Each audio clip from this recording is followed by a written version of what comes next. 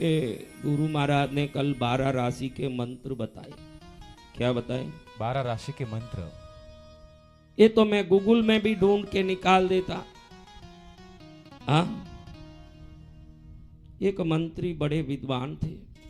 विद्वान मंत्री के अलावा बड़े पांडित्यवान थे। उनकी परंपरा से ब्राह्मण होने के कारण गायत्री मंत्र का निरंतर जप और पाठ होता था। राजा देखता था कि मंत्री एकदम तेजस्वी हैं। कैसे हैं? तेजस्वी। तेजस्वी मंत्री, तेजस्वी रूप और तेजस्वी उनका वर्चस्व और व्यक्तित्व। इतने तेजस्वी स्वरूप को देख के राजा को लगा कि ये पूरा तेज और वर्चस्व गायत्री मंत्र के पुरस्चरण के कारण है, तो ये मंत्र मुझे क्यों ना मिले। तो राजा ने मंत्री को कहा कि ये मंत्र मुझे भी दो ना भाई, मैं भी इस मंत्र का पाठ करना चाहता हूं और इस प्रभाव से मैं भी अपना वर्चस्व को सर्वोत्तम बनाना चाहता हूं। मंत्री कुछ नहीं बोला। पास में खड़े हुए सिपाही को दिखा के बोला कि राजा को कैद करो। क्या करो? कैद करो। अब मंत्री के बोलने से कोई सिपाही राजा को कैद करेगा? नहीं। क्यों नहीं करेगा? क्योंकि वो राजा है। हाँ, तो अब घड़ी घड़ी मंत्री कहता रहा राजा के सामने ही, राजा जी को से कैद कर दो, राजा जी को कह। राजा को गुस्सा आया।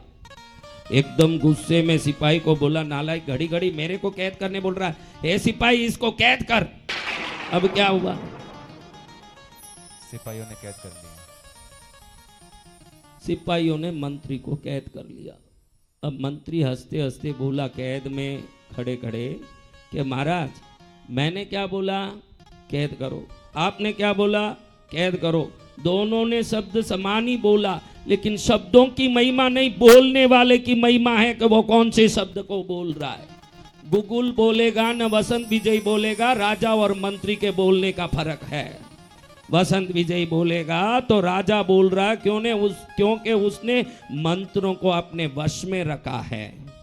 और गूगल बोलेगा तो वो मात्र एक यंत्र है जिसमें प्राण नहीं है, और जिसमें प्राण नहीं हो वहां से प्राप्त वस्तु प्राण युक्त नहीं हो सकता। जय जय गुरुदेव।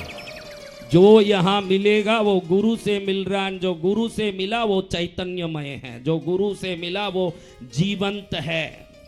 उसके अलावा वो जीवंत शक्ति कहीं नहीं मिल सकता। मेरे बच्चों,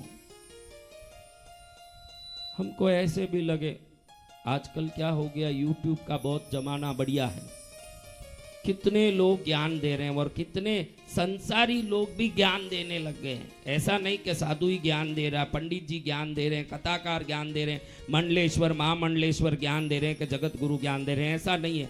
कोई भी XYZ हर आदमी पैंट शर्ट पहना हुआ, लुंगी पहना हुआ, चड्डी पहने हुए, चूड़ीदार पहने हुए, साड़ी पहने हुए, जैसे हैं वैसे ही ज्ञान देने लगे हैं। तो सुनने वाले को लगे कि ये शास्त्र तो मैं कहीं भी सीख सकता हूं, इसमें गुरु का क्या जरूरत है। आज के तारीख में मीडिया जब पूर्ण रूप से विकसित होके अपने कार्यों में लगी है, तो लोगों को लगे कि हम अब किसी चीज की जरूरत नहीं, हम सब उसी में से निकाल लेंगे। मन में आता है कि नहीं, उसी में से सब निकल जाएगा।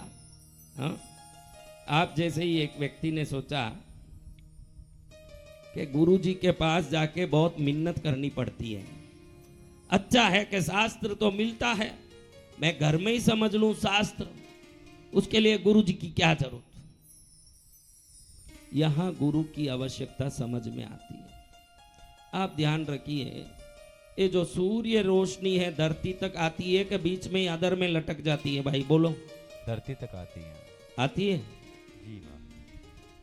अब धरती तक नीचे पड़ने वाली ये सूर्य रोशनी में बहुत अग्नि की शक्ति है या नहीं? जी भगवान। बोलो बहनों, है? तो नीचे रुई रख दो, बहुत सारा रुई। क्या ये सूर्य रोशनी उस रुई को जला सकेगा? तो अगर जलाना हो तो क्या करना पड़ेगा बताओ? हाँ, क्या लगाना पड़ता है?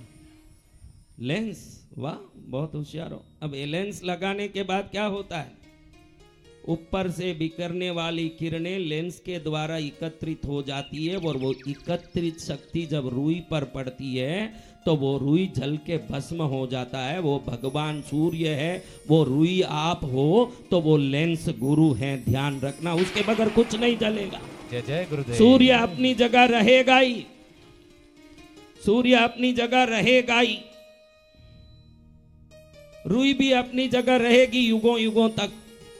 कभी कोई जलने की संभावना, तो ये भटकने वाली वृत्तियों को भगवान तक जाने की इच्छा है। ध्यान करते हैं तो मन भटकता है, काम पूजा करते हैं तो दिल नहीं लगता है, ईश्वर के नाम के सिवाय बाकी सब में मन लगता है। कभी सास भी बहुत ही देखें तो मन एकदम खुश होता है, लेकिन भगवान का नाम सुनने जाएं तो मन भटकने लगता है। हाँ, लगता है क्या?